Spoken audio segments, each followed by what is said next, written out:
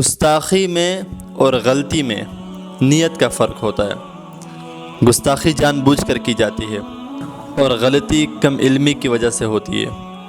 السلام علیکم ورحمۃ اللہ وبرکاتہ۔ کچھ لوگ بیٹھے ہوئے ہیں طاق میں، دشمن عناصر جو موقع ڈھونڈتے ہیں اور پھر اس موقع کو کیش کر کے اس موقع کا بھرپور فائدہ اٹھا کے وہ اسلام کو نقصان پہنچاتے ہیں، امت مسلمہ کو نقصان پہنچاتے ہیں، اور حال ہی میں کچھ اسی طرح سے انہوں نے کیا ہے۔ اب بات یہ ہے کہ کچھ لوگ بیٹھے ہوئے ہیں جو علماء اور عوام کے درمیان ایک خلا پیدا کرتے ہیں اور پیدا کرنا چاہتے ہیں، جس کے نتائج ہم نے حال ہی میں دیکھے ہیں اور ہم نے بھگتے بھی ہیں جس کے نتائج۔ اب کیا ہوتا ہے کہ پورا بیان سنتے نہیں ہیں، ایک چھوٹا سا شوٹ اٹھا لیتے ہیں اس میں سے اور اسی کو جو ہے نا کیش کرتے ہیں، اسی کو بنیاد بنا کر پروپیگنڈا کیا جاتا ہے۔ مفتی طارق مسعود صاحب نے جو بھی بیان کیا میں نے ان کا پورا بیان سنا، اور وہ جو کلپ وائرل کیا گیا ہے گستاخی کا الزام لگا کر، تو اسی پوائنٹ کو بنیاد بنا کر دشمن نے سوچا کہ کیوں نہ اب فائدہ اٹھایا جائے، اور اس کو وائرل کر دیا۔ اور دیکھو یہ جو ہے نا گستاخی کر دی، محمد صلی اللہ علیہ وسلم کا رتبہ ایک پروفیسر سے کم کر دیا، اور قرآن کے اندر غلطیاں نکال دیں، اور پتہ نہیں کیا کچھ۔ مولانا منظور مینگل صاحب نے بھی اس کی وضاحت کی، مفتی طارق مسعود صاحب نے خود وضاحتی بیان ریکارڈ کروایا، اور انہوں نے بتایا کہ بھائی میرا یہ مقصد دیکھیں، ایک بات میری یاد رکھیں کہ گستاخی میں اور غلطی میں نیت کا فرق ہوتا ہے۔ گستاخی جان بوجھ کر کی جاتی ہے اور غلطی کم علمی کی وجہ سے ہوتی ہے۔ مفتی طارق مسعود صاحب نے جو بیان دیا ہے اس میں یقیناً انہیں عوام میں اس طرح کی بات شاید نہیں کرنی چاہیے تھی، جس کی وجہ سے یہ ڈسٹربنس کریٹ ہوئی ہے، اور یہ اتنی بڑی بات نہیں تھی جتنا اس کو سوشل میڈیا پہ اچھالا گیا ہے۔ مقصد صرف یہ ہے کہ علماء اور عوام کے درمیان خلا پیدا کی جائے، عوام علماء سے کٹ جائے۔ اب ایک ہی تو ہستی ہے، مفتی طارق مسعود صاحب ایک ہی بندہ ہے جس کو سوشل میڈیا پر، جس کو یوٹیوب پر، جس کو مختلف پلیٹ فارمز پر سنا جاتا ہے، شاید اتنا کسی اور عالم کو نہیں سنا جاتا۔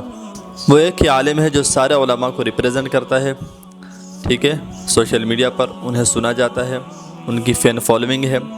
اب دشمن چاہتا ہے کہ ان کو بھی ڈیگریڈ کر دیا جائے، ان کو بھی راستے سے ہٹا دیا جائے، تاکہ علماء کو ایک ہی ان کو تو سنتے ہیں لوگ، اگر ان کو بھی سننا بند کریں تو مطلب یہ ہے کہ علماء کو کوئی سنے گا ہی نہیں۔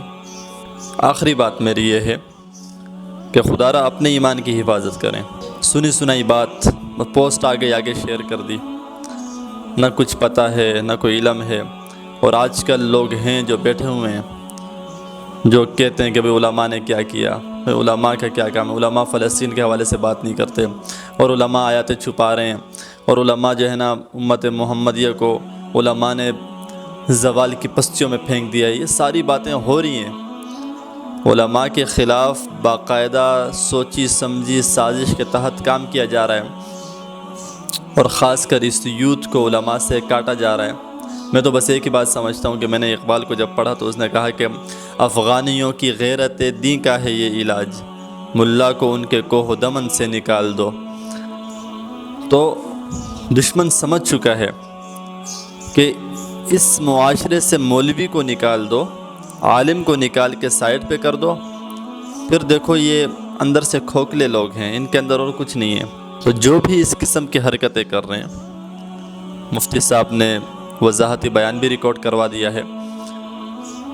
آپ کو پتہ ہے کہ کراچی خاص کر یہ قتل گاہ علماء ہے، بہت زیادہ علماء قتل کیے گئے ہیں کراچی میں، سب سے زیادہ علماء۔ اگر اسی طرح اشتعال پھیلایا گیا، اسی طرح لوگوں کے اندر غم و غصے کو بڑھایا گیا، اور پتہ ہی نہ چلا کہ بھائی پیچھے یہ ہوا دے کون رہا ہے، یہ ڈوریاں کون ہلا رہے، پتہ ہی نہیں ہے، تو مفتی صاحب کی جان کو خطرہ بھی ہو سکتا ہے۔ تو اس قسم کے پروپیگنڈوں کا حصہ مت بنیں، اپنے ایمان کی حفاظت کریں اور علماء کو سپورٹ کریں، علماء کے دست و بازو بن جائیں۔ اس کی وجہ یہ ہے کہ دشمن پوری کوشش کر رہا ہے علماء کو سائڈ پہ کرنے کی۔ سوشل میڈیا پر ہر جگہ علماء کو سپورٹ کریں۔